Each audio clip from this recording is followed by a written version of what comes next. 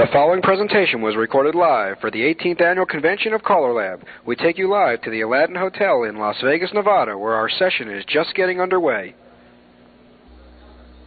For the people that are doing the recording off in another room, this is Imperial 5, and we are starting the session on teaching. Hi. Our subject this period is teaching, or teaching techniques, and we have some well-qualified and experienced panelists to talk to you today.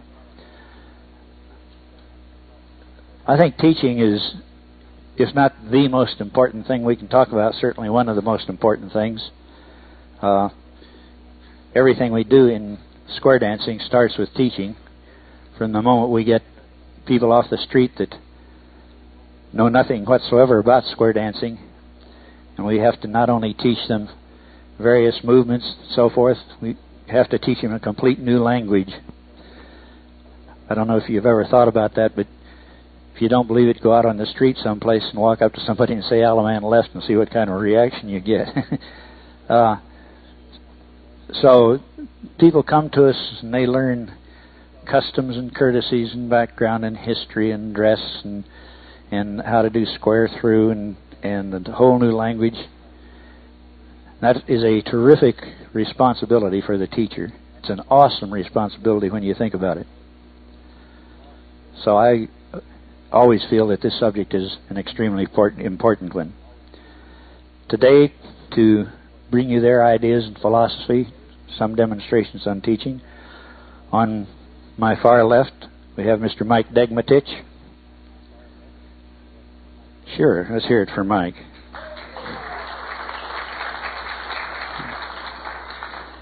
Mike's been dancing since 1955, calling since 1974, taught junior high school for 20 years, retired last year. Mike was chairman of our education committee for a time. He lives in Magalia, California, and I find this comment interesting. He lives just above paradise. Well, how good can you get, huh? On my immediate left is Betsy Gotta. Let's hear it for Betsy. Betsy hails from North Brunswick, New Jersey. She's been calling 29 years, dancing for 35. You must be tired, Betsy. Teaching for the Rutgers Promenaders for the Mainstream Club for 21 consecutive years. And Betsy recently joined our ranks as an accredited CALLERLAB caller coach. Congratulations, Betsy. And on my right, Mr. Bill Donahue has been calling for 33 years, originally from Indiana. He teaches for 3 clubs in California. He workshops through A, does rounds, contras, callers classes, believes in short classes and exhilarated workshops. And Bill's going to talk to us and show us some of his teaching techniques also. So at this time, let me remind you that... Excuse me, Bill. At this time, let me remind you we have only the one microphone here. If you have questions, I'll ask my panelists to be sure to repeat the question when you answer it so that we'll get this on tape. And let's start off with Mike Degmetich. Mike? Thank you, Herb. First of all, it's nice to be the youngest caller, because inexperience on the stage anyway. You know, usually I'm the oldest. You know, I meant inexperience only. Anyway, learning square dance. You know, really, what is it to learn? From an educator's point of view, it's the ability to hear a command, assimilate it into the brain, have the brain tell the body to do something, then physically have it do something at that point, to some action. And I see 3 basic components of square dancing as far as learning is concerned. First, there's the auditory, and that's the ability to translate a verbal command into some kind of an action. There's also the visual, and that's the ability to see how a command will move you in the square someplace. And then finally, of course, is what we like to see is the action, you know, where the physical movement to properly, you know, place you somewhere in the square. The auditory is important in that it has a lot of components to it. First of all, the dancer must be able to hear you. They've got to synthesize what you've said in this language that we have, and I think Al Stevens gave us a good comment a couple of weeks ago, and he said, if you think it's difficult teaching in English, you ought to try to teach in half English and half German and see how the different commands come in. Then the brain has to instruct the body to perform the action. So when we think about auditory, there's a lot of things that go into the auditory commands. And in order for dancers to hear, you, as a caller, must have a clear voice that they can discern what you're trying to say. The command words must be understandable so that they know what the point you're trying to get across, and that the words that you're giving to them are words that they know and that they can properly perform for you. And also, one of the things that's very important is having the proper equipment. If you have the equipment where they can't hear, they're not going to hear. And as our population of square dancers, a certain group of them tend to be somewhat older. They tend to have hearing problems, and if you can't hear, it's impossible to perform the dance. Some of the assumptions I think that we make about dancers is that they can do what we say and tell them to do. But I think the best method is for you to tape yourself when you're teaching, and then go back and listen to it. And then try to do what you've asked yourself to do, and sometimes you'll find that this can be quite difficult. To give you an example of that, let me demonstrate something.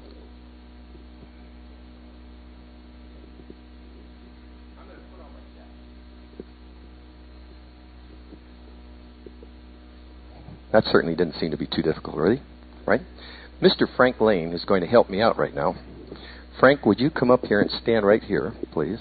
Take the microphone and tell me to put on my jacket.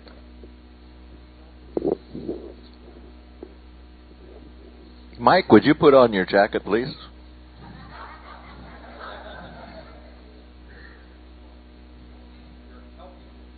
Oh, you want me to describe how to put on your jacket? You just told me to ask you to tell you to put on your jacket.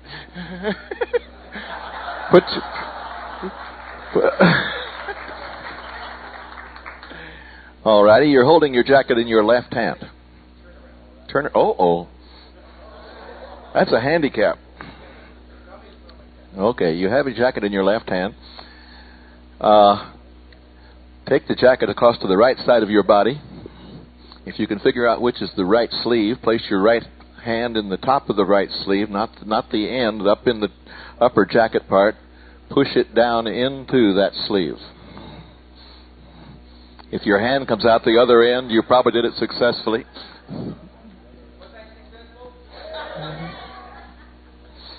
I'm afraid to look.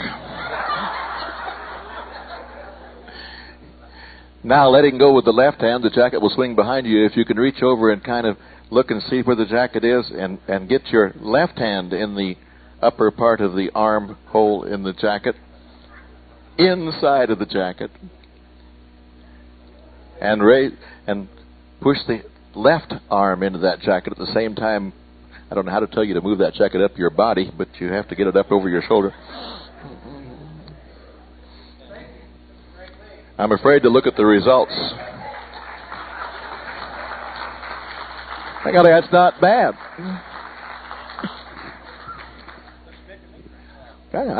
I saw him last night, and he had done the same way. For any of you who have danced to Frank Lane, you know that that's approximately the way he calls also. That's his direction. So. Now this is a little thing, a little demonstration that I stole from Bill Peters, which I know stole it from somebody else, since nothing he does is new and original anyway. So, but anyway, it gives you an idea that auditory commands are very important. But without visual, you just may not be able to do some of those things, as Frank demonstrated there. So the next part of this is the visual aspect of it. First of all, you've got to be able to see the movement. You've got to be able to see it occur. You've got to be able to visualize it in your mind and be able to see it being done.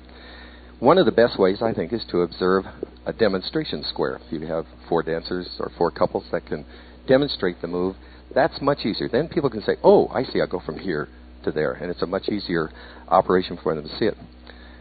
Understanding where they're at in the square telling them where they're going to end up so they know exactly what they're going to be doing will make it a lot easier for you in teaching. They need to know the traffic pattern, passing right shoulders, turning out. They need to have some help there. Probably one of the best examples if you teach load the boat. And if you try to tell them, well, let's see, the outside people are going to circulate around the outside, passing right shoulders 3 times, quartering in on the outside and facing in. The other people are going to pass through, face out, partner trade, and pass through. You know, well, we can see that because we've done it enough. But if you try to tell dancers that, after you said about the 4th word, they don't have a first idea what you're talking about. But if you can indicate to the outside people that, look down the other end of the line. I want you're going to take your footprints and you're going to put them over there at the other end of the line. And then you're going to face that girl on that or down that line. And the other person is going to go and face down that line. And that's where your position will be. And then you get them to go there. And then you tell the centers, face the person in the center, who's your corner, if you set it up that way. You just face them and then just pass through and face that outside person. That's where you're going to end up. And now they know where they've come from, where they're going to. Then you can put them back in that original position and teach them the call. There, they will then begin to see, oh, I'm going to end up over there. And it'll make it a lot easier, visualizing what they're going to be doing. Again, you can tell them what to do, but if you can show them, it's a lot easier. So you need to know both parts. They need to have the visual as well as the auditory. Probably one of the easiest things is the final one, which is to have them actually demonstrate it. One of the things that I found is that if you use a command like right and left through, and you say, give a right pull by and a courtesy turn, that tells them what to do as long as they understand right pull by and courtesy turn. But if you tell them, shake hands with the opposite person, pull by, stay facing out, man reach across, keep your palm up, have the girl put her left palm down in his, girl put your right hand behind you to give him a target, man put your hand preferably in the target, man backing up, girl walking forward, courtesy turn to face around in the opposite direction. And you use the words that will help them to both hear it but also visualize it and then have them perform it. And it makes it a lot easier for them to do these types of things. Excuse me, I have a little bit of a cruel cold here. I think there's an old Chinese or Oriental saying of some kind that says, I hear it, I see it, but I don't really know it until I do it. So we can talk all we want, we can say all the words we want, but until they physically perform one of our calls, they really don't know it. Learning and all 3 of these are necessary if we're going to have dancer success. And as we all know, square dancing has been a contact or semi-contact sport for quite a long time, and we want to keep it that way. So my conclusions are that we must be careful that we are dealing with another language. We must always use all 3 aspects of learning. Auditory, make sure they understand the calls. Make sure that you have given them the cue words that will help them. Visual, show them what they're doing. Demonstrate it. Use 2 couples or some other kind of technique, whatever you can, to visually show them where they're going to move, where they're going to go to. And then finally, have them perform and have them do the calls. Don't be one-dimensional in your calling. Always make sure that you allow them to have all 3 of these in your calling. And I think you'll find a greater deal of caller success. Thank you.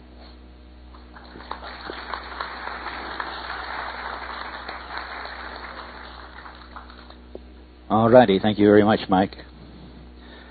One of the problems that we're frequently faced with is teaching a lot of material in just a little bit of time. And I think we've all had that problem. Betsy Gotta is going to talk to us about that little problem. How do we do this? How do we teach what we need to teach in time that quite often is not enough? Betsy?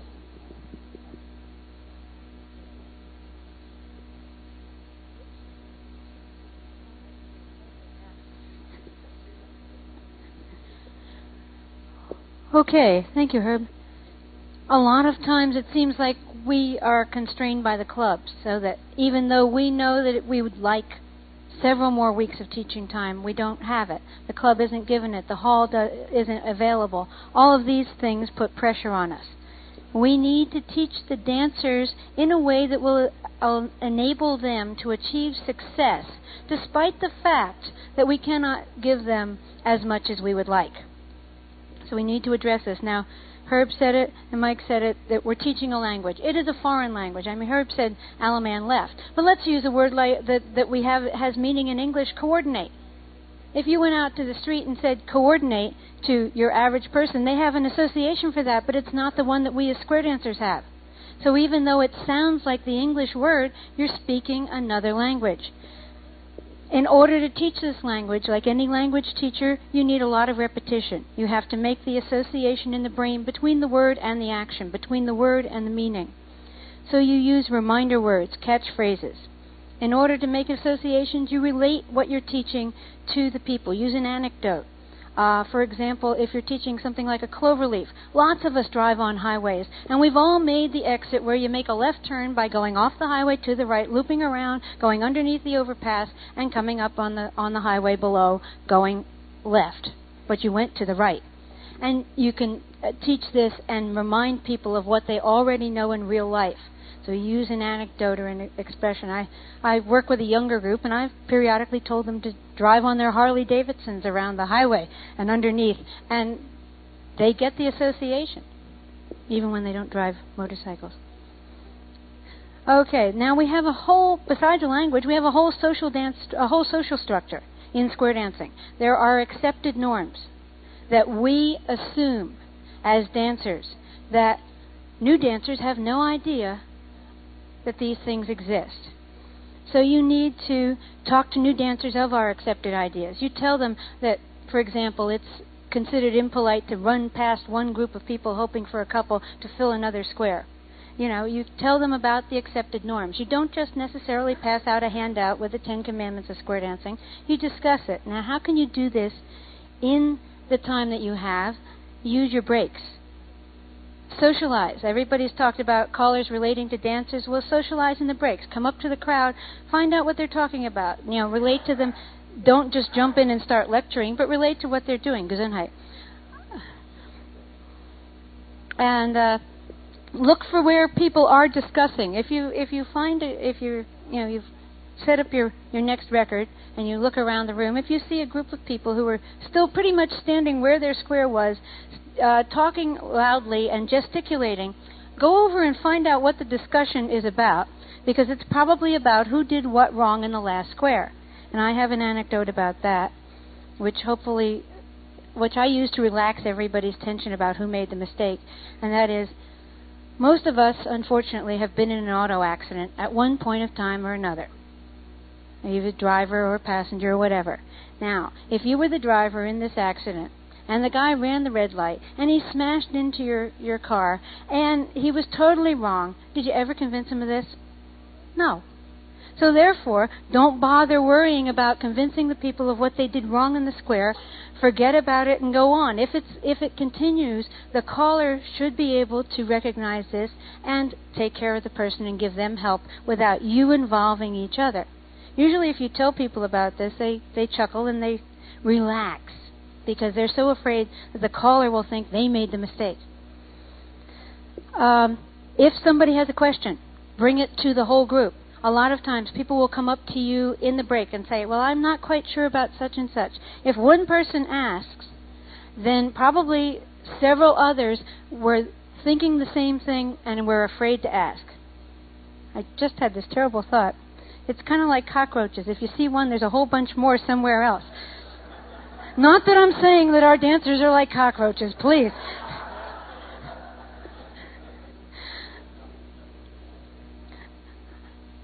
History of the dance. You know, people say, well, nobody ever gets into the history. you don't have to stop and lecture. You can just give an anecdote. For example, as you start to teach grand square, if you're familiar with this fact, you can mention that this figure has survived since the 17th century, that it was originally included in French dances and has survived and came across the ocean and is part of our heritage from France. And that's how the American square dance becomes an American folk dance. It's just like the people of the United States. We picked up a little bit from here and a little bit from there and a little bit from somewhere else and mixed it all together and made our own thing. So you can, and look up things. You know, there are plenty of research material available to us as callers to just take an hour to find out history and then relate that in your teaching. Don't sit around and lecture. If they wanted to go to a history lecture, they'd sign up for the course at the local college. Organize, if people are interested and want to go into it themselves, organize a list of sources. If they're available to us, somebody else may want to read it. Have that available if somebody has questions and you don't have the time to talk further. Tell dancers about publications that are available, both local and national. Give them the idea of how they're involved in the entire world of square dancing. It's not just their little class. They're already dancing and they're part of a family all over the world. So that they have a sense of being a part of a group all over instead of just themselves and everybody's looking at me because I just made the last mistake. No, 85 people probably just made that mistake across the world in each of their square dance classes. They're not even unique in their mistakes. If you can get samples, and a lot of times they're very cooperative, give a sample of the magazine so people can read for themselves. Some of the articles will give some of the background information that you might not have a chance to teach, but then it's been made available to the dancers. Another thing that I like to do is teach recovery. This is practical stuff. A lot of times I go out and I call for new dancers. We have a lot of class dances, halfway dances in our area, and they'll get 2 or 3 callers. So I will be working with people who are not in my lessons, as well as people who were. One of the things I find is that a lot of new dancers, we assume if you're dancing and if you don't quite get it right, you make a recovery. You do something and you make a line of 4 and you jump back in, and so you don't get your own partner back, you can do that later. New dancers have no idea how to do this. They have no idea how to square up a set. They're busy trying to figure out who ran the red light, to go back to that analogy. So if you start with that analogy of the auto accident and tell them don't discuss it, square up and forget about it and jump back in. Then once they get to a squared set and you get more sophisticated, you can say, okay, if the head couples move out to the right and join the side couple to their right to make lines of 4, then you can get back in any time the caller says you have a, quote, normal, unquote, line of 4. And teach the dancers that not any line of 4 works. A lot of dancers assume that if the caller says you have a line of 4, it's going to be a male, female, lady on the right, normal, quote, unquote, setup. But we don't always have those.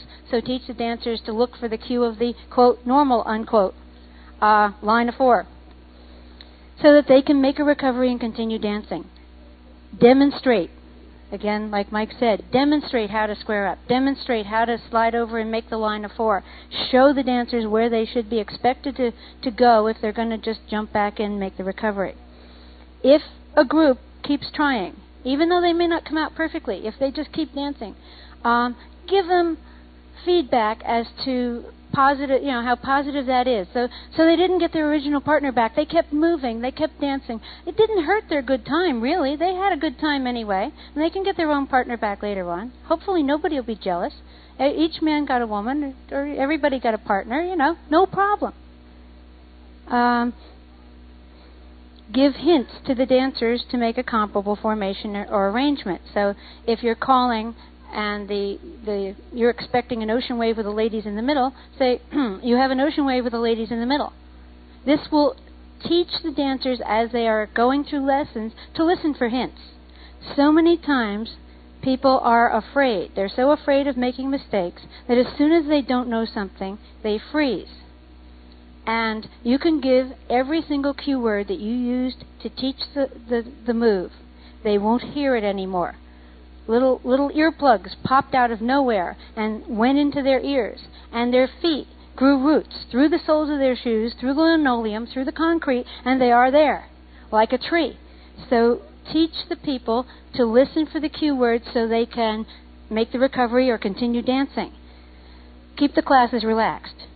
If it works for you, and we've said previously, it doesn't always work for everybody, use humor. And be careful. That's why I say it doesn't always work. If you may say something that you think is funny and the dancer thinks you're making fun of them. So be very gentle in your use of humor. Use it so that everybody chuckles. Turn it on yourself if you have to make everybody relax. If you have angels, know your angels and tell them, look guys, if there's something happens that's a creative interpretation of my choreography and you're the ones that do it, I'm going to point it out to make them feel better. It's not to make you feel worse.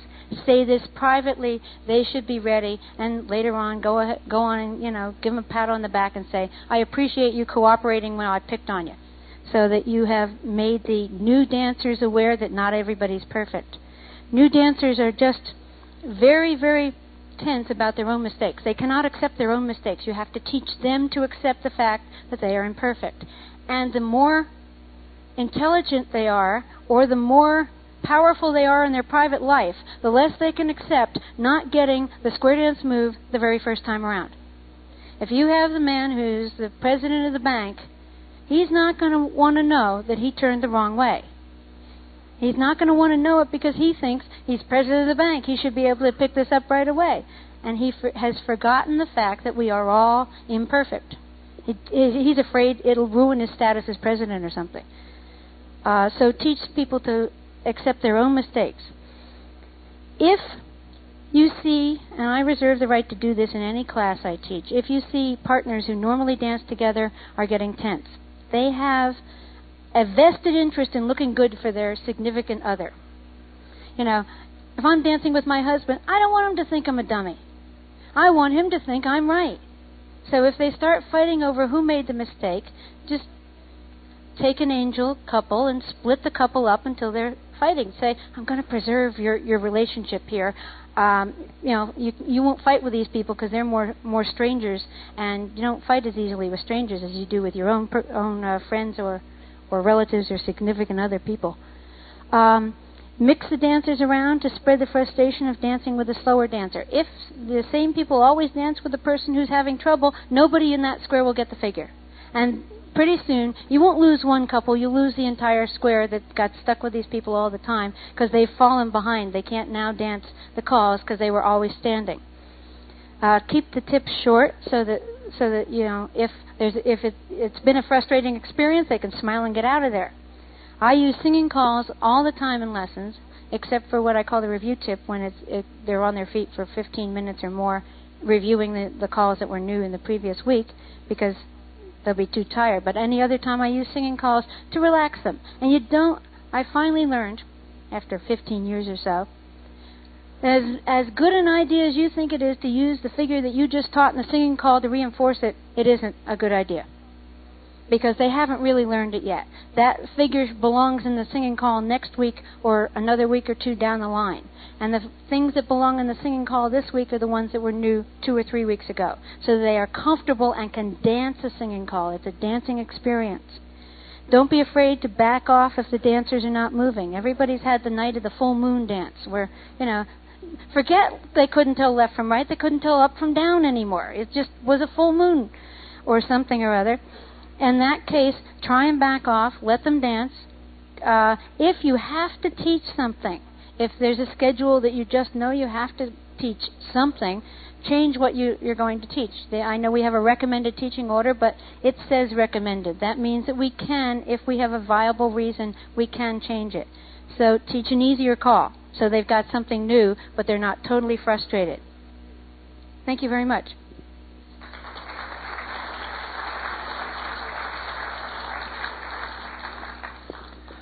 Thank you, Betsy. Some years ago, I was involved in doing a session on teaching, and I was using the term teaching square dancing. And somebody in the audience that was smarter than I am raised a hand and said, "We're not teaching square dancing, we're teaching people to square dance." And that was a very significant remark, I thought, from a smart guy. We're teaching people to square dance. That says a lot. Our activity is a people activity, and people differ in many different ways. And you all know that each class has its personality, just as each one of us has our personality. And some of the things that Becky said in using humor, etc., just reminded me of that we're working with people, we're teaching people to square dance. I think if we remember that, it'll help us get over some of the rough spots in our teaching. The other thing that came up in our session today when we were looking at Jack Murtha's Diamond program for schools, people, whether they're in kindergarten or whether they're senior citizens square dancing, everybody in between, people enjoy doing what they do well. I've never talked to anybody that said, gee, I went out today to do something, some recreational activity, and the reason I went is because I know I'm so bad at it. No, the reason they went was because they thought they would enjoy it. Even, if they're not shooting par, they went out to play golf because they thought they would enjoy it, and maybe they could get to par. So people enjoy doing what they do well. And it seems to me quite often in our square dance teaching we forget that, because we rush people through so fast that they can't do what they're doing well, and therefore they're unhappy. And pretty soon we don't see them anymore. Bill Donahue has some philosophy about squeezing all of the information into short periods of time, and I think his philosophy includes some shorter classes and some accelerated training to bring people up to speed, and I think Bill also wants to talk about some teaching techniques. Bill? Thank you, Herb. I wasn't prepared to make any long speech, but we'll start this way. Thank you. Everybody stand up.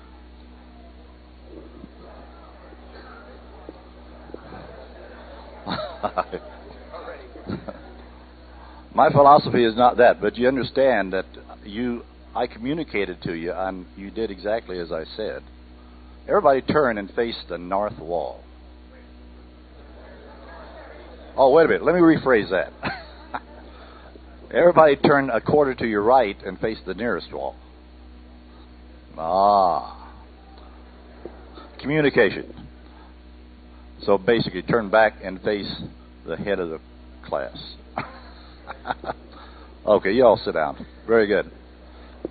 What I'm trying to say is that all of us probably from time to time say things that we shouldn't say, and after we've said it, it's too late.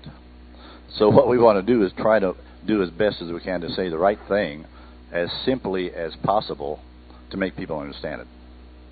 So that's been my philosophy, to try to keep my conversation and my words to a very simple form so that people can do what we ask them to do. I've got a little thing here that says, what do we teach? How do we find time to teach all the movements in programs that we're working in? And over a period of years, I find that we don't have the time to teach what we should teach, because basically we have different levels of people, not necessarily levels of programs. Every person is different. Every person is an individual, and each of us has our own method of learning. But what we do have is a way that we can get people together and work something that they all can accomplish. I found that short-term classes seems to be a very good approach to teaching. It does 2 or 3 different things. First of all, it tells people that they have 8 or 10 weeks of learning, not 40 weeks. Now, we're not saying we're not going to teach them 40 weeks. We're telling them that we have 8 or 10 weeks that we're going to start learning or teaching square dancing. We're not telling them how much they're going to learn, because we don't know how much they're going to learn. At the end of 8 or 10 weeks, we know what we have taught and what they have done and accomplished pretty well. But really, out of that whole group of people, we're going to have the people who are doing it well, people who are doing it moderately, and some people who are not doing so well. But yet, if you can keep it down to where we're all having fun, that they all enjoy it and want to continue, then we can step forward and maybe add another 10 weeks and teach additional movements. So what I find then is that if we teach in what we call an educational program or a teaching program like schools, we're working in a semester. All schools have semesters.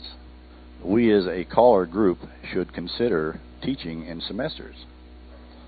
It does accomplish certain things. We can also, even actually economically speaking, give them a reason to continue. How would you like to be told, well, we're going to be in here for 40 weeks at $3 a night per person, so that's $120 times 2. That's $240. Or we can say we're going to be in here 8 weeks at $3 a person, and we're going to learn some square dancing. So we have a more realistic way to talk to people and have them continue on with us. So that's what we've done. We work with a school. They break their courses down to 8 and 10 weeks. So we have to do that also to form our groups and work in 8 or 10 week programs. We do what we call a beginning class, and then the second semester is a beginning class with the previous semester angels helping them learn the new basics that they already know. So basically you have 2 semesters where you have new people, with half of them a little bit better than the second half. And you have a better accomplishment in both areas. The first half, I always find that we can always have angels from our clubs, but we try to keep as little amount of angels as possible. Only what we need. We let the new people learn together, and they make their mistakes together. As they progress, they become a little bit more proficient. Then the new people come in January. Then those angels who are a little bit better can also help them, but also are practicing for the next 8 or 10 weeks. And they don't mind. They don't mind relearning that first few 8 or 10 week program. Another method that we've been using for a number of years is exhilarated workshops. And this has worked out real well. I think possibly because of the fact that I find that we lose a lot of people. And when we lose a lot of people, it means one thing. They're dissatisfied. They don't know what they want to know. They don't know what they're supposed to know, so they drop out. An exhilarated workshop does 2 things. It brings people into it who want to learn faster, and it also brings people in who have been out and want to get back in quickly. And this does happen. People come back, and we come up with people all the time who come up later and say, I'm sure glad we had that weekend. We haven't been dancing for a couple of years, but in 18 hours, we're right back in the activity instead of 8 or 10 weeks down in a workshop. So we've done that. It does do a very good job in relation to repetition because they're learning in a consistent, regular method in a 3-day period or a 2-day period where there's no interruption between one week and the next. Once you learn something, it takes you, like if you come back in a week, it takes you a while to recollect what you learned. If you do an exhilarated program, they have no time to forget. They completely remain in their own area, can do the things that they've been practicing, and become better at that particular movement. So that's what we do there. I also have here, in relation to teaching techniques, I do a certain amount of combination teaching. I do. I've got a little list here which I've made out, and you're welcome to it. They're up on the table. Now, one thing I want to make sure that you understand: the list that I have in no way is trying to divert from your CALLERLAB list. This is only a way to possibly make some positive ways of teaching things that will help you as a caller to help people learn. And so basically at the bottom I put a little memo. It says, suggestions are not by any means set in concrete, only ideas to be considered as tools to improve teaching methods. And any new idea, no matter how far out it seems at the time, is a positive step in furthering our collective talents in the field of creative teaching. So basically that's what I'm saying. You learn by doing. You learn mistakes by doing, and hopefully you capture your mistakes and try to recover from them, which sometimes we do, sometimes we don't. That's about all I have in relation to talk. I have, yes.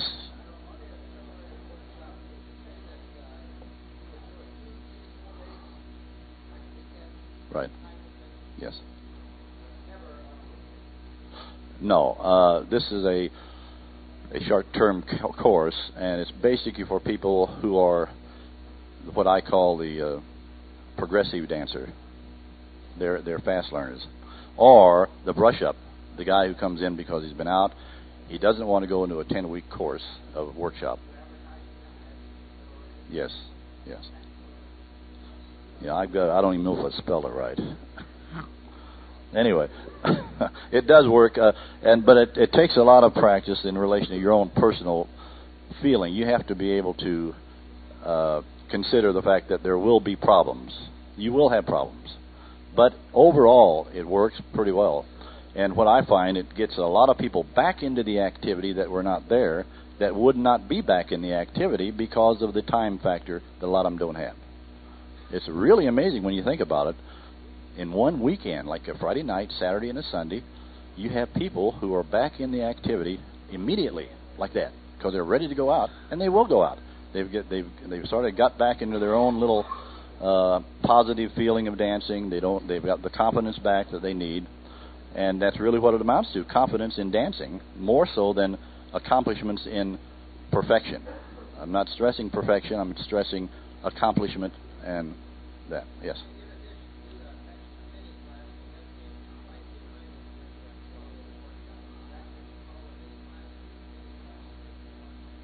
No, mini class is...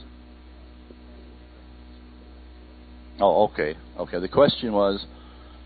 what was the question? Let me hear that. What?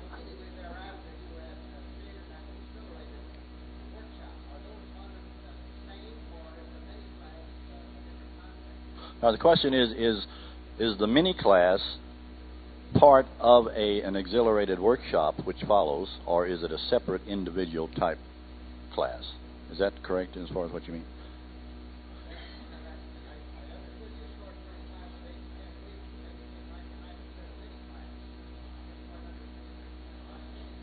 No, I'm sorry. If I said mini class, I'm not talking in terms of exhilarated workshops. A mini class is an 8 or a 10-week course.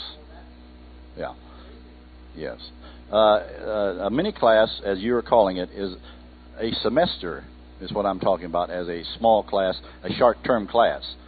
There is a destination, but it appears over an 8 or 10-week period, mushroomed. One, then another, then another, then another, till you accomplish what you want and end where you want. That's what I'm talking about. Yeah? I'm going to interrupt Bill here and ask you to hold your questions until we get all through, and then we'll take questions from all panelists. Otherwise, we're going to tie Bill down here. So let Bill finish his presentations, and then we'll take questions all at the same time. Thank you. No, that's quite all right, because I'm done anyway, guys. Okay.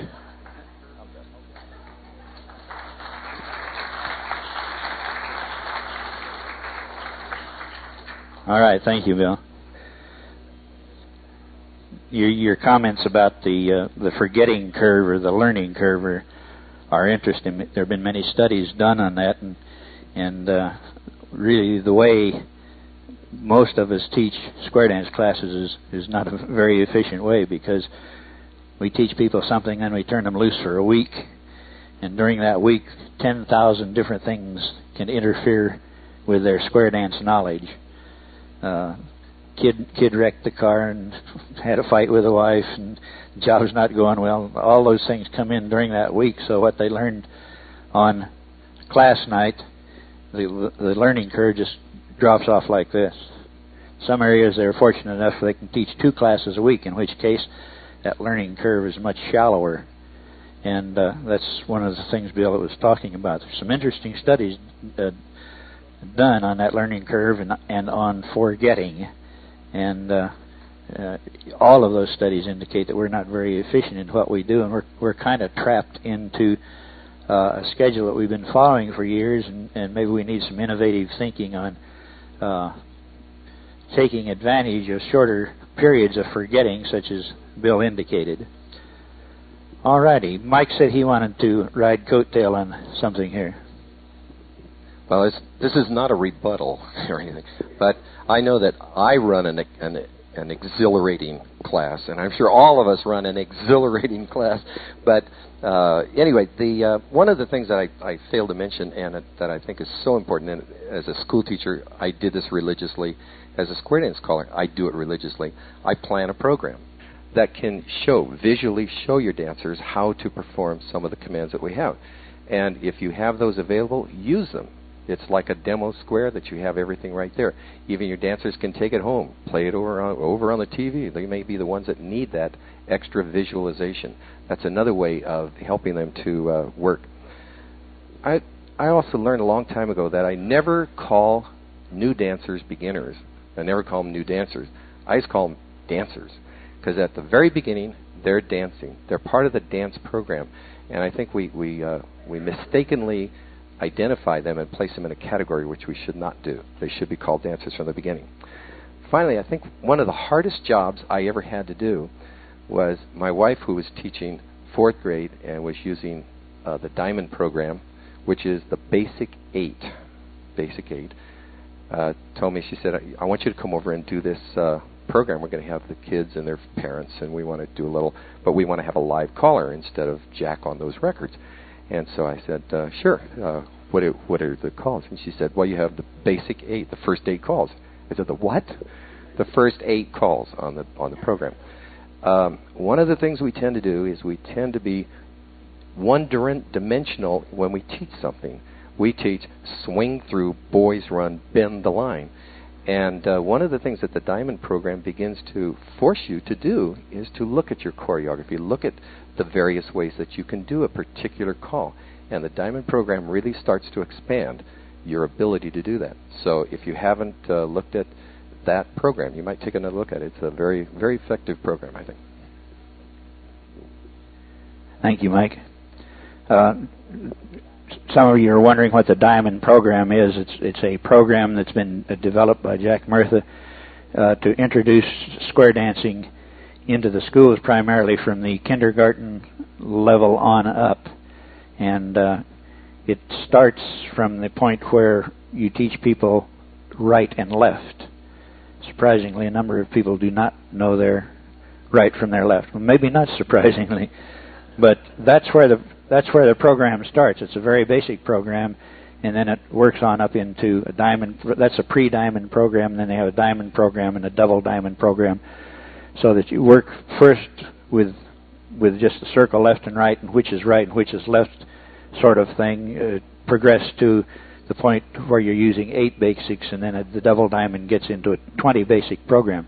It's a very good program. It's one that we reviewed this morning over in the Education Committee, and we're recommending that CALLERLAB put its endorsement on that program. So we hope the Board of Governors will take kindly to that. You do. I'm sure glad. But I wanted to clarify what the Diamond program was, because I saw a lot of people saying, gee, I wonder what that is. Betsy, you want to add some more? Thank you, Herb. Are you all aware that left and right is only the 3rd hardest thing to remember in square dancing? Everybody's thinking, what's the first? Standing still when you're supposed to. Everybody laughs when I say that, but it is so true, and I keep telling people in lessons that. A couple of other points I wanted to make. What's the second? It's squaring your sets. And of course I made these up. Everybody can have a different opinion. When we were talking about learning and the learning curve, I remembered one other point that I religiously do myself, and that is we have the checkoff sheets for when you've taught something. I personally make a point of calling every single move that has been taught every single night that I teach a lesson or that I call for these people. And after it's been called more than once doesn't normally count unless it's something like Grand Square, which once they've got reasonably well you can call once or twice. But unless it's been called more than once and from more than one setup, after it's been called more than once and from more than one setup, I check it off as having been used. This way, if for some reason I don't use a call, and let's face it, we all have our favorite calls.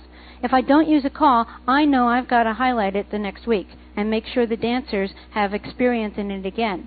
Because otherwise, besides the kid wrecking the car and the job not going well, etc., they've now had 2 weeks of this forgetting. So you have to religiously go over and call every single call that you've taught every single week.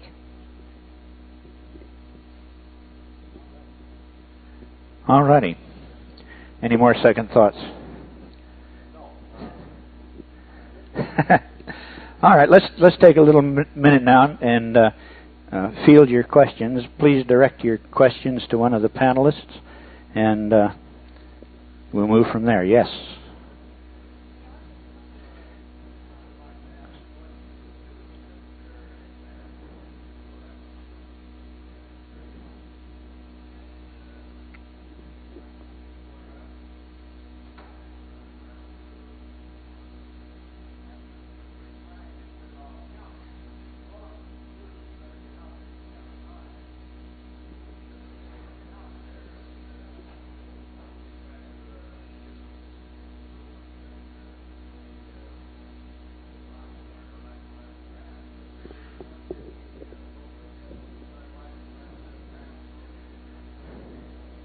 Yeah, the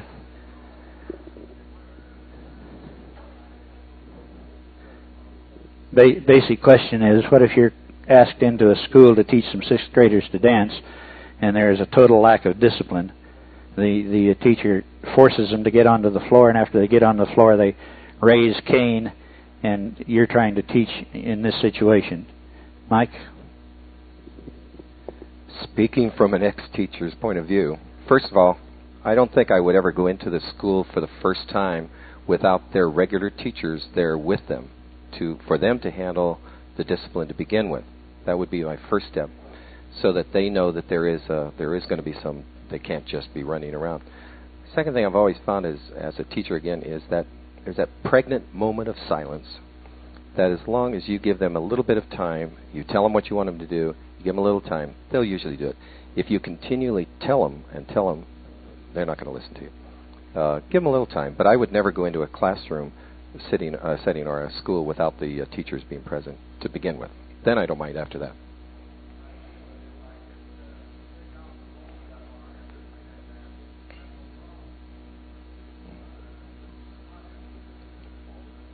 Believe me, they will all be interested if you can once get them started. They will, and it's up to us to make it fun and interesting and a happy experience for them, so that they will want to come back again, and they will.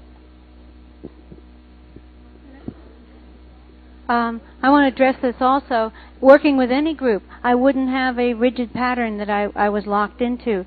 If I were going to work with a high-energy group of, say, 6th graders or young people, after we got them on the floor, and I would expect their teachers to be there, and I would expect their teachers to be helping to maintain discipline, or I'm going to yell at the teachers, and the kids are all going to love that part. But I would put a high-energy record on the floor. I would get everybody in a circle. I wouldn't worry about partners. I wouldn't worry about anything. I'd have them move to the left, move to the right, go forward and back, and yell a lot until they were somewhat more tired. And then I would have their attention. All right, back here, please.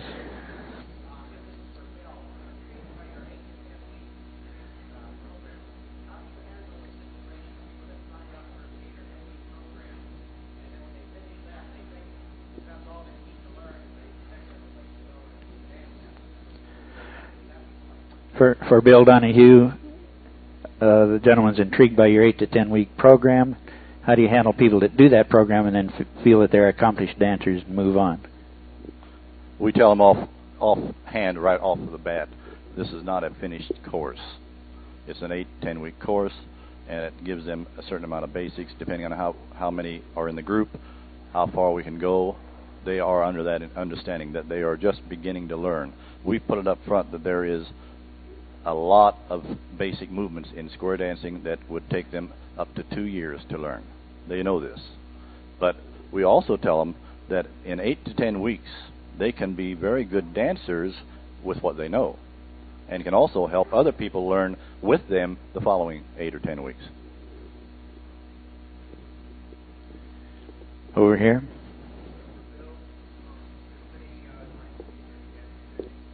How many nights a week in the 8 to 10 week course? That's once a week. Yeah. Back there.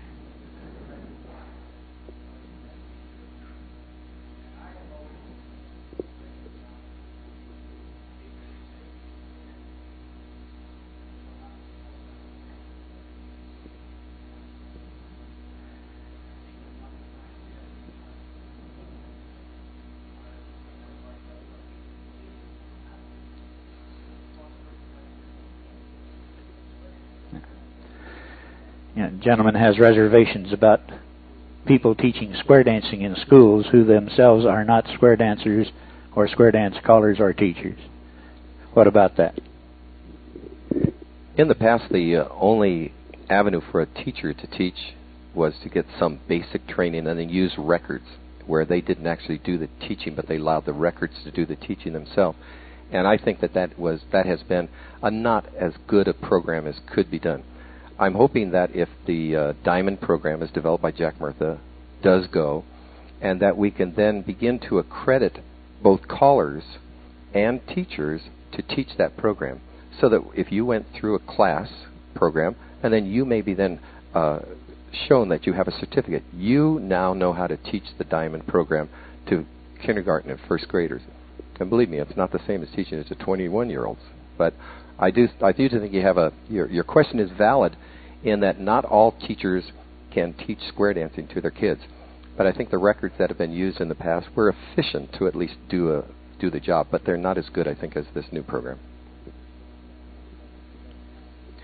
That's kind of the reverse side of the coin that I often think about. I think quite often we look at it the other way. If somebody is a good caller, we assume that he also is a good teacher of square dancing. That's not necessarily true. We also make the mistake of assuming that because our square dance activity is so different from many other recreational activities, that people learn square dancing differently than they learn other things, and that's not true either if you know anything about the theory of learning. So that's kind of the reverse side of that we think because teachers are teachers, they can teach square dancing, and that's not true either. So we need to get a combination in there. Right front here. Thank you, Herb. I'm a reasonably new caller, and I've just completed teaching a second class of learners. They've gone through 35 weeks, and we have a couple of fellows in there that are very slow. Now, I don't know what it's like in America, but in Australia, boys are very hard to get in square dance circles, so we don't like to do without them. But they are extremely slow and causing a lot of problems even after 35 weeks. What would you do in a situation like that?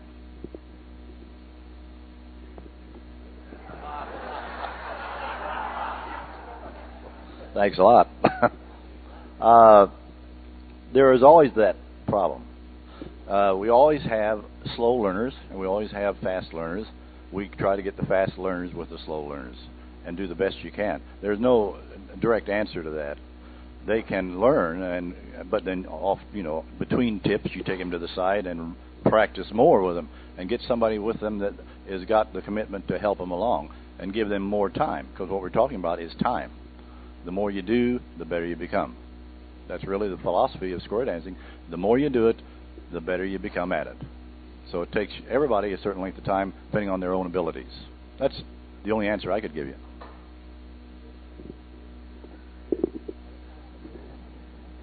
I don't think there is an easy answer to that. And as Bill says, come early, stay late. Get them with some of your better dancers in a basement in somebody's home. Additional work. But the question always comes, okay, we've done all of that thing and it doesn't work. All of us, I think, sometime in our career have reached that point where we've got to fish or cut bait. If you're fortunate enough to have an alternative program in your area, and you're probably not, sometimes you can steer these people to an alternative program. And by that, I don't mean you better drop out of here and go to Frank Lane's class. I mean, if you've got a community dance program or something, I've had dancers who are physically incapable of doing some of the things, and I have successfully steered them into a different kind of program, such as a community dance program. If that doesn't work, you might reach a point where you've got to make a judgment call. Do I want to lose 2 dancers, or do I want to lose the whole class? And that's when it gets tough.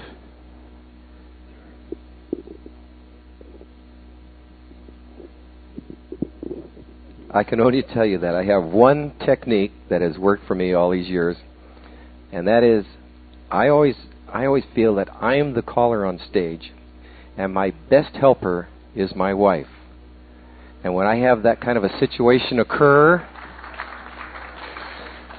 I direct it to my wife, and she has the psychological skills to go out there and do what's necessary. And I hate to say it, but I've used that. Some of us don't have wives.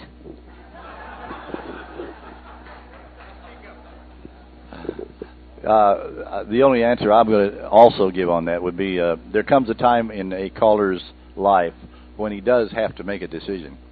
Right now, in fact, just the last week, I had a circumstance. I had one couple, a very nice couple.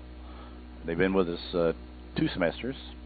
They're not ready to go on, but they are fine. They're like the dancing, but we have to make a decision. Can we say to them, well, come on and continue with us, and maybe everything will turn out all right for you, when you know darn well it won't. What you have to do is decide in your own mind, can I or will I tell these people that they should return to the beginning and start again? And that's really what you should do. Start all over. It's hard to do that. All right. Yes, ma'am. Let's tackle that one first, because that's a pretty long question. Lady took over a club that had danced to the same caller for about 30 years. She's trying to instill new life into the club. She finds that she's got about 3 levels of dancers. Started a plus workshop, and the people that turned out for the plus workshop were level 1. And it didn't work, so she came back, she's going to try it again, and told the dancers, okay, you organize it, get the squares together, and we'll have the workshop. Well, what do you do in a situation like that where the apparently the wrong people are turning out for your workshop situation? You have that in any of your short courses, Bill? Or? Yeah, constantly. Comes up all the time. There is no definite answer. I can't give an answer to that. I do the best I can and give them as much experience in teaching as I can, and hopefully try to bring them up. I don't know what else you can do. I mean, if you have people who are responsive and who want to learn, it's our job to see to it that they learn something. Maybe they can't learn it all, but at least they can learn something and accomplish something in the course of an evening's time. That's all I can say. Just work, and try all kinds of methods. I mean, there's all kinds of ways of teaching. If one doesn't work, try another way. If that don't work, try something else. Anything. There's a number of variations of anything that you can teach differently. So basically, it's just a matter of your own personal methods that you have to use and work with.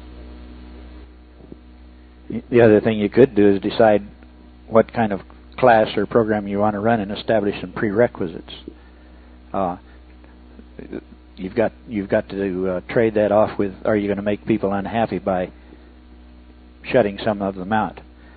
That's just another one of those hard decisions. But if I had that many levels of dancers and wanted to do something, I think I would establish some prerequisites. I've had the experience of being hired to do a plus workshop and finding that the dancers were possibly less skilled than I would have desired. And I instituted a sneaky program called the Mainstream Highlight of the Night, which was basically what I was doing, and I would never admit this to the dancers. I was using this tip to to reteach a figure that I knew they couldn't really do comfortably.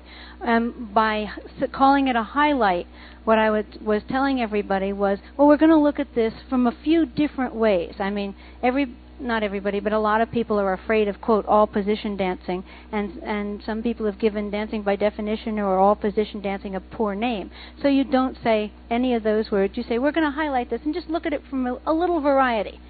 And what I would do would be the call that I knew that they weren't comfortable with, which was needed for the next week, such as, for an example, fan the top is got to be used in peel the top.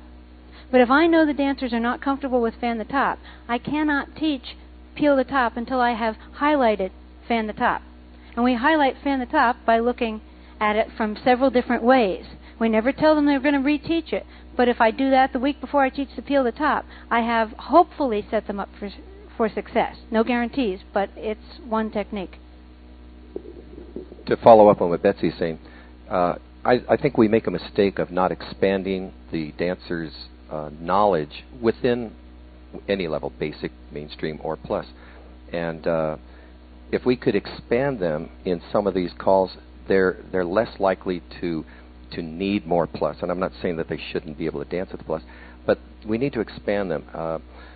Probably, let's say you want to teach them walk and dodge, and how many times do you teach it from facing lines, or how many times do you have the head man walk and the head girl dodge left and the head man dodge and the girl walk left? There's a lot of ways to do any particular call, and if you can take and expand those calls and not keep pushing necessarily new calls on them, but do your homework, know what you're going to work with, and I think you'll have a lot more success with them. All right, your second question. Lady went into a school and as a live caller to call the children that knew how to square dance, and what she discovered was that they already had memorized the calls they were going to do before she came in. You'll find that in schools all over the country, that kids have memorized the Durlacher records. And if you go in to call, that's what they'll do. And that's one thing that the Diamond program is trying to get away from, is that memorization. They're trying to develop a program where kids will be able to react to extemporized calling and get away from that memorized routine of those old records. Those old records were fine in their time and their place, but we're way beyond that now. So that's another reason we want to get the Diamond program going in schools. But that's a common thing. You have to be very careful, because the kids already know the calls. They don't need you there at all. Yes. The gentleman asked, with respect to the 8 and 10 week classes, has consideration been given to forming a club at that level, letting people dance to that level, or do they just move on from there? In my instance, we teach only groups of people. We do not form clubs. There are many clubs in the area who then come on an invitation to come and get acquainted with the people, and they then are in that position of forming clubs of their own. I don't form clubs, no. I have clubs, I don't mean that, but I mean as far as having a place for the people to go after I teach them, I don't actually do that, no.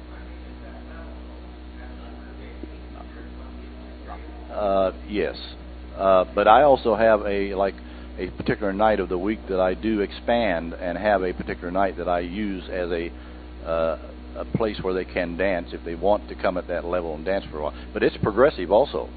As I progress, that night progresses also. So they're learning and then also dancing and learning more too. I have I've got a few things here I might look at if you want to on combinations of calls after we all get done here. I'm not going to take them all, but I'll give you a couple ideas that I have on relating basics in relation to how to teach one basic in conjunction with another that appears to be easy to do. And we'll do that after we all get through talking and questioning and everything. But we need a couple of volunteers for that. All right, we'll take a few more questions, and then we'll give Bill time to do his demonstration. Right front here. It's not really a question. It's more of a comment on relative to your 10-week. We use a 10-week program, but we end up with a community dance group. I'm speaking as loud as I can. Turn the volume up. You all right now? Yeah.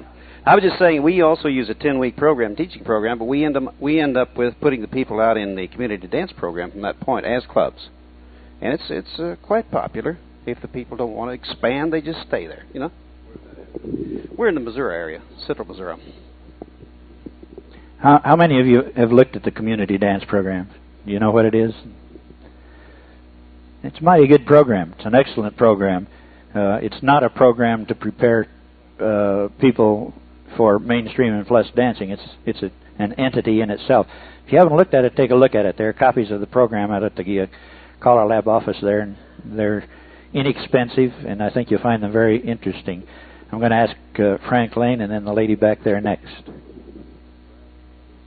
Herb seems a little reluctant to brag a little bit about some of the things that have been done in the Denver area. I can do this because I was not instrumental in starting this at all, but maybe you can help with how it came to be. I think they're doing a great thing that would tie in beautifully with Bill's program, in the fact that when we try to sell people on square dance lessons now, we don't tell them particularly they're going to have 40 lessons. We don't lie to them either. We tell them it's going to take them a long time to learn to square dance, but we also point out that after 8 weeks they will be able to put on a square dance dress and a western shirt and go square dancing. And I think this is great, but it does require cooperation. I don't think we've done as good a job with this. We have to continue to improve our system, but we cooperate with the other callers in the area who are teaching, try to keep our progression within a week or so of the same point on the teaching curriculum. And we usually arrange these dances to be on a Friday or Saturday night, and usually 2 at the least, and sometimes 3 callers will go together, so that they're not only just getting another dance night of experience, they're getting an experience of hearing a different voice, a different caller, calling the things that they know. And it's working beautifully. It brings people, it answers the question someone asked, Bill, what do you do with somebody who's danced 8 weeks and you tell them they're going to be a square dancer? These people can be square dancers, but you're doing one other thing too. You're giving them 2 square dance nights per week. And yet if you go out and try to sell square dance lessons to the brand new person who has never experienced square dancing and tell them you want 2 nights out of their week, you're going to have a tough time getting it. But you get them those first 8 weeks for 1 night a week, then the second night becomes party night. Suddenly they're dancing 2 nights a week. They're learning at an accelerated basis, and it's working great. I don't know where it came from in our area, but you were probably in on the starting of it. Yes.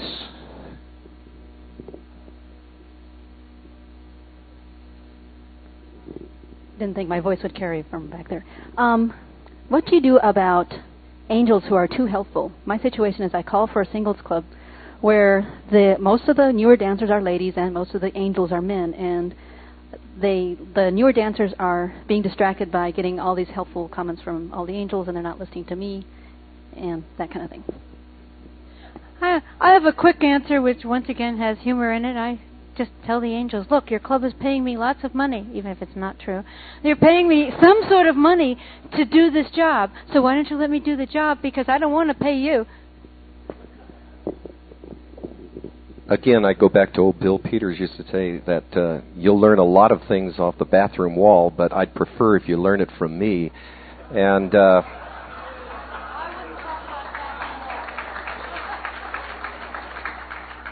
I think you have to be a little bit forceful with the angels that are teaching Highland swing on the second night, or they're teaching them how to bump and grind over there on the square. And you have to be a little forceful with them and say, look, these people have to learn at my pace and what I want them to do, and you got to back off until sometime when they're later on. And you do. You just have to tell them, or get your wife to tell them. Have a pre-class training session for your angels. If I ever used angels, we had a session before they ever started, and I said there can only be one teacher, and it's me. And these are the ground rules. This is what you'll do if you want to participate, and if you're uncomfortable with that, why, then don't participate. I'm kind of hard-nosed on that sort of thing. But I think you've got to get them up front before you ever go into class and say, okay, these are the ground rules.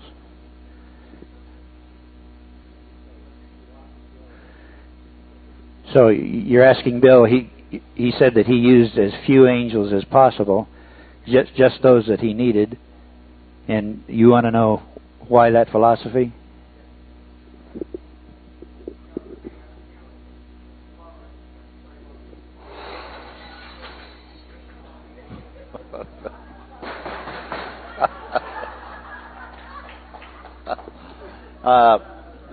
My answer, my answer to that, I think, is probably.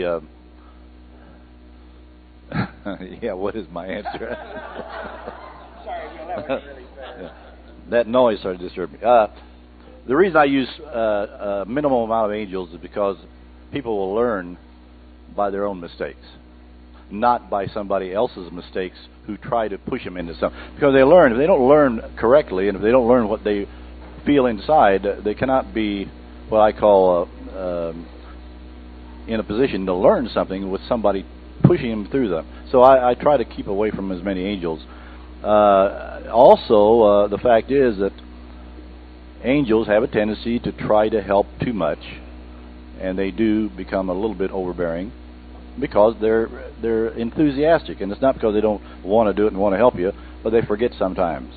So I keep a minimum of 4 couples. That means then everybody can dance at any time, even though some of the angels feel out. I also put them up in front of the class at the beginning of the class and say, these are your angels. Be very careful. If they make mistakes, let me know. So I put them in a position where they have to sort of be careful too. And I also tell them that they are there to learn also with the beginners by learning to listen. And so they are aware of that.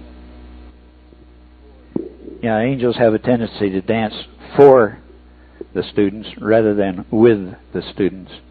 And you have to be careful of that. Clear and back. Before Bob comes in, you have 2 problems. If you have a singles club, angels are a totally different thing than they are in a couples club. And if I'm teaching a couples club, I would only ask for 3 angel couples to come. Then, if they're needed, they stay, and if they aren't needed, they leave. I prefer not to have angels at a couples beginner class. In a singles club, you're going to always have a lot of angels because there's a little bit of maybe, searching.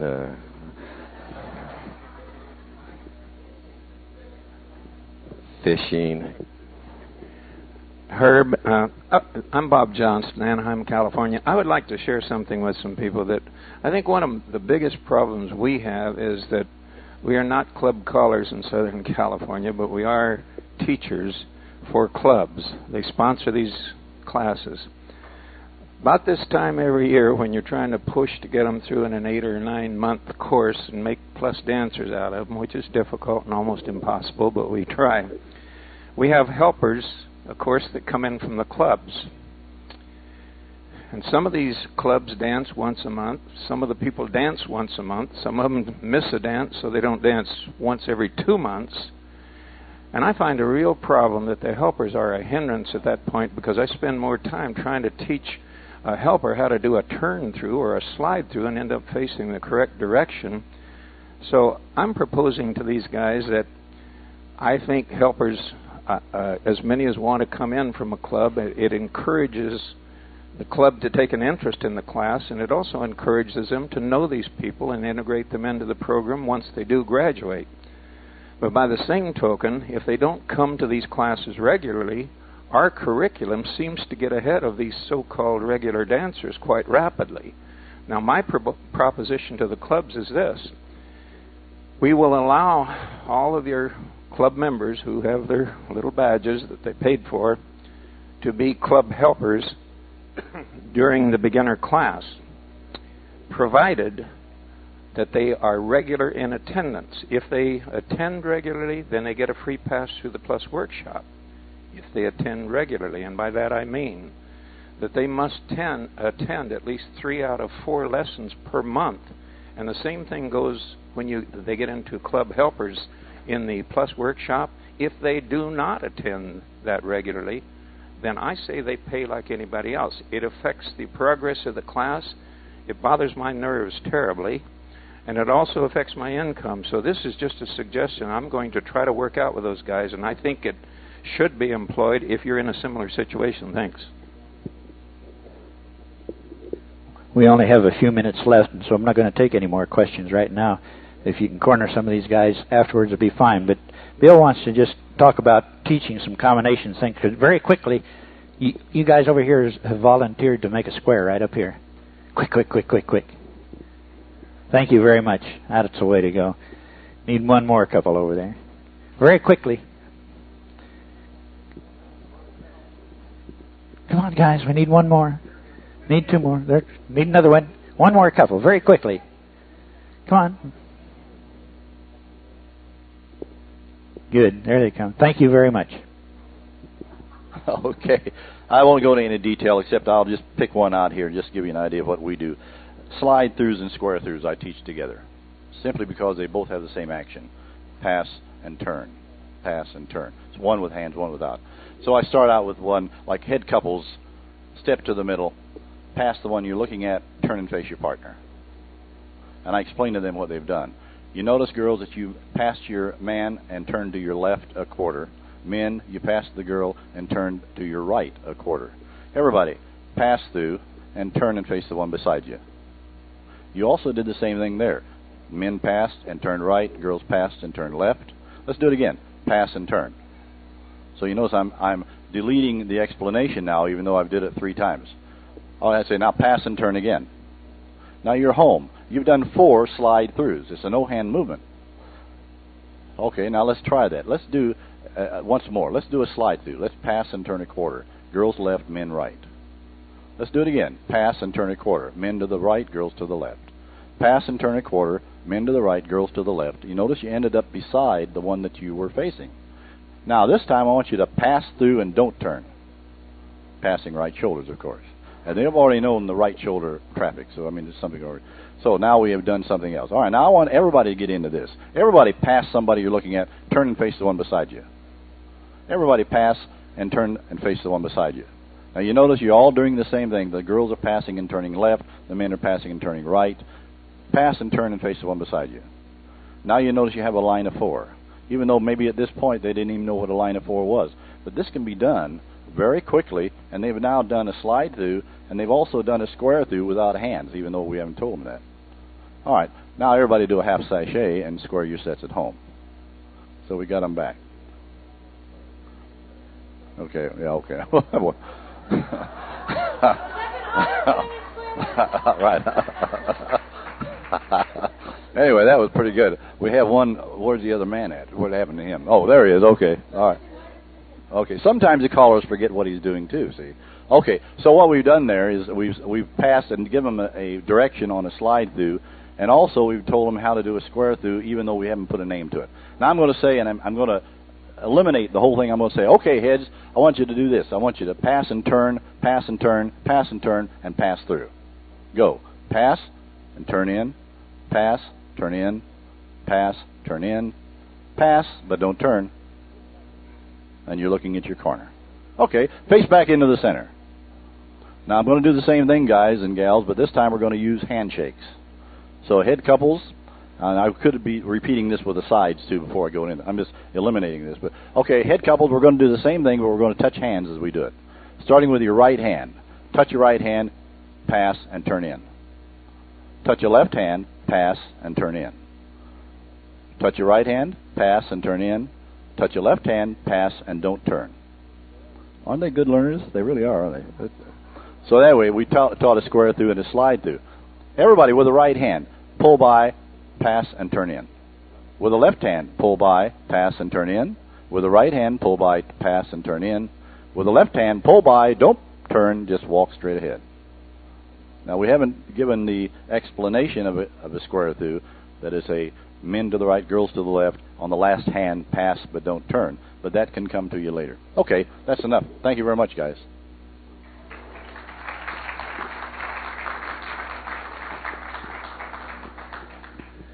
Bill has a number of these things on the handout that he has prepared.